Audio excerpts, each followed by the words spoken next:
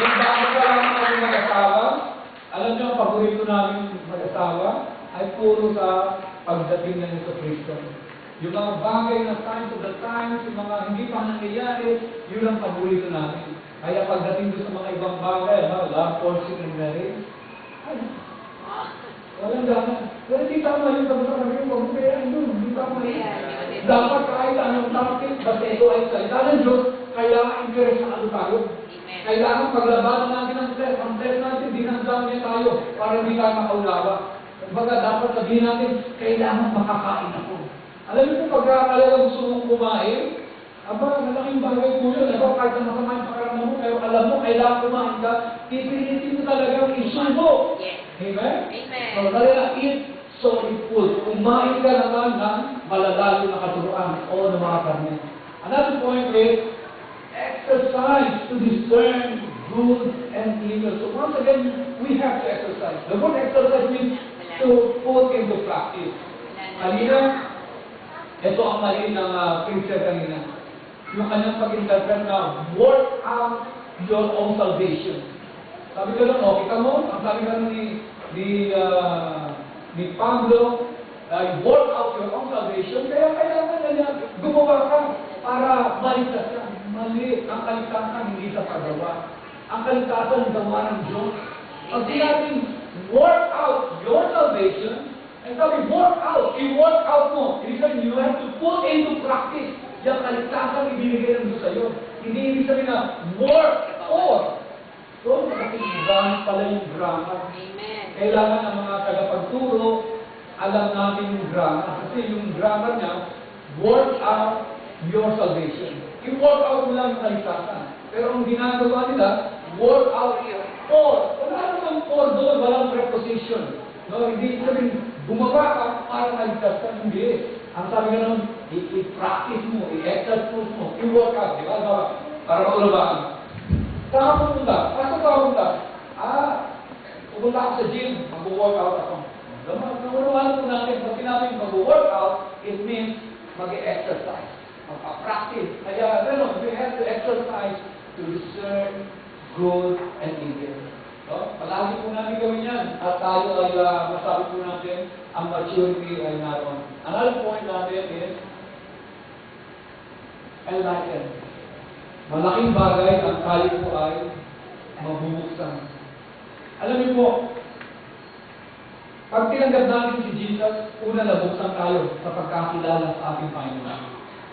Pero hindi doon, hindi doon nagwawakas yung pagkakabukas ng ating mga pananaw. Bagkus, actually, kailangan sa lahat ng bagay, parang tayo ng mga bulag, ay nabuksan, naliwanagan, in other words.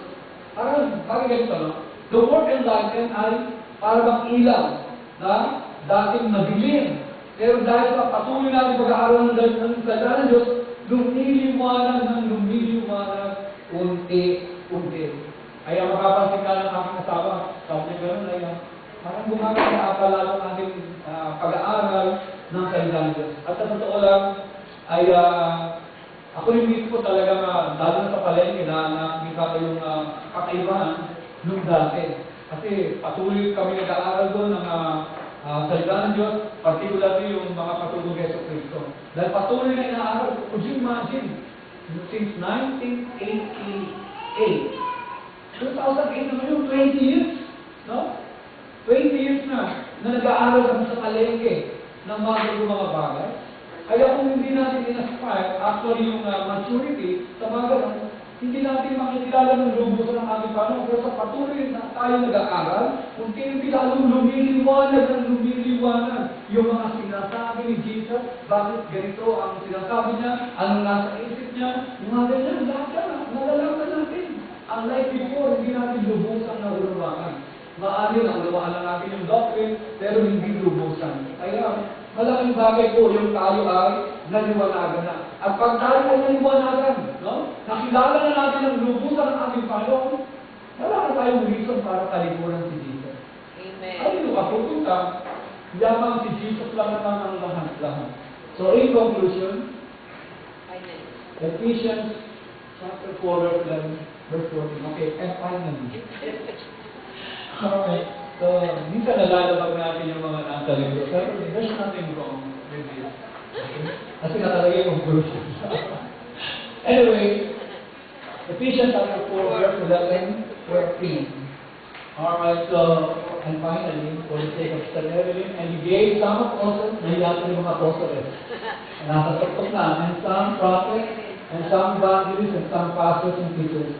Maaaring mapapansin natin na yung pastors and teachers, pastor, bakit ginulitan mo? Bakit hindi mo na ginulitan yung iba? Okay, dito naman sa atin, wala tayong evangelist, no? Maliban lang si Sister Bianca. Anyway, dito sa atin ang usapan. Pastors and teachers. Ako, Pastor Chen, tapos we have teachers, Francis, Jerry, Johan, and Randy, and some of you ay teachers. Silang lahat ay binigay ng ating Panginoon para tayo actually maging perfect. Kumbaga, hindi ako makatayo sa inyo, binigay ako ng Diyos sa inyo para kayo mag-mature. Amen. Hindi ako tinawag ng Panginoon para forever na ginaganyan kayo. Diba? Mag-baby kayo, kaya yung iba sa atin, pagka-baby ka, isang salita lang, iyak na. Pero malalaman mo baby. Pagka na-review, nasabihan mo, iyak na. Iyak na ng baby. Amen? Kaya from now on, maging perfect po tayo, makinig tayo sa mga tagapagturo, sa pastor. Dahil kasi ang very purpose kung bakit ibinigay sila, para tayo maging perfect at hindi na tayo maging children. Okay? Hindi maganda ang manatiling bata. Diba? Ang sagwa, matagal ka na tapos tinuturuan ka pa. Kailangan maging tagapagturo ka upang hindi ka madaya ng sinuman. Tayo po sa iyo at gawa sa una ginagawa niyo.